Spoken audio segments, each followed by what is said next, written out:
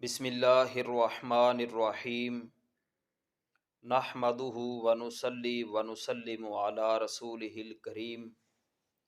اما بعد فاعوذ باللہ من الشیطان الرجیم بسم اللہ الرحمن الرحیم۔ حضرات گرامی، آج میں حضرت ابو بکر صدیق کی ایک نرالی شان و عظمت آپ کو سناتا ہوں۔ حضرت خطیب بغدادی رحمۃ اللہ تعالی علیہ نے تاریخ بغداد میں لکھا ہے، حضرت ابن مسعود رضی اللہ تعالی عنہ سے مروی ہے، نبی کریم علیہ الصلاۃ والسلام نے ارشاد فرمایا، جو بھی بچہ پیدا ہوتا ہے اس کی ناف کی جگہ پہ وہ مٹی رکھ دی جاتی ہے جس مٹی سے وہ تخلیق کیا گیا، اور پھر جب وہ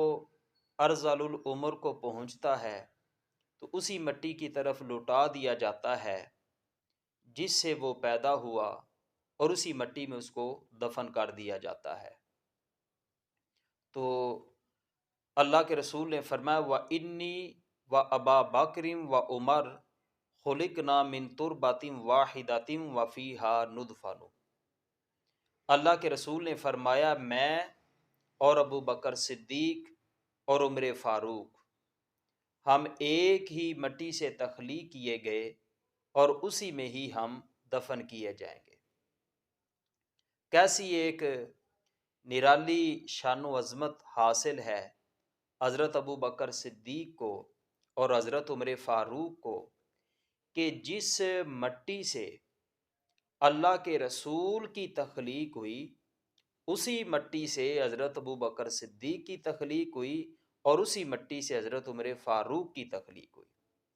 اور جس مٹی میں اللہ کے رسول دفن کیے گئے اسی مٹی میں حضرت ابو بکر صدیق دفن کیے گئے، اور اسی مٹی ہی میں ہی حضرت عمر فاروق دفن کیے گئے۔ یہ فضیلت نبی کریم علیہ الصلاۃ والسلام کے ان یاروں کے علاوہ کسی اور صحابی یا صحابیہ کو حاصل نہیں ہے، اور یہ بڑی ایک گہری نسبت ہے کہ جس مٹی سے اللہ کے رسول کی تخلیق ہے اسی مٹی سے ہی اللہ کے رسول کے دونوں یاروں کی بھی تخلیق ہے، اور جس مٹی میں اللہ کے رسول دفن ہوئے اسی مٹی میں ہی اللہ کے رسول کے دونوں یار بھی دفن ہوئے۔ اب اس مٹی کی شان و عظمت کیا ہے، ایک اور حدیث پاک سنیں۔ اللہ کے نبی علیہ الصلاۃ والسلام نے ارشاد فرمایا کہ میرے گھر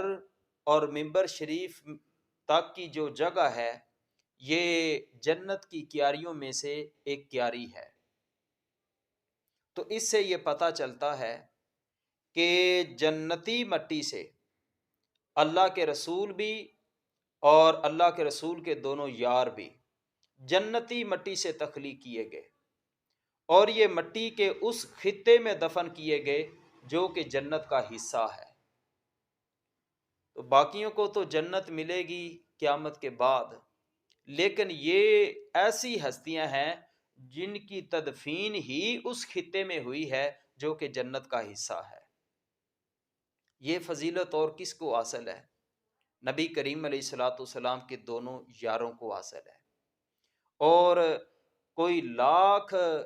بیان کرتا رہے، لاکھ کوشش کرتا رہے کہ نبی کریم علیہ الصلاۃ والسلام کے ان دونوں یاروں کو رسول کریم سے جدا کرے،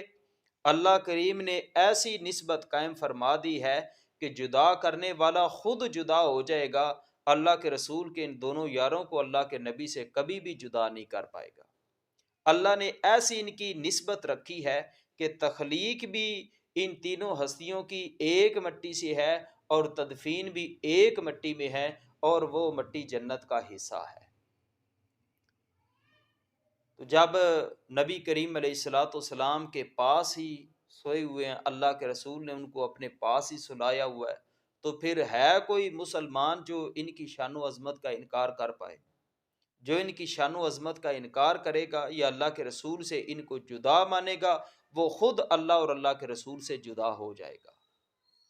اللہ کریم جل وعلا ہمیں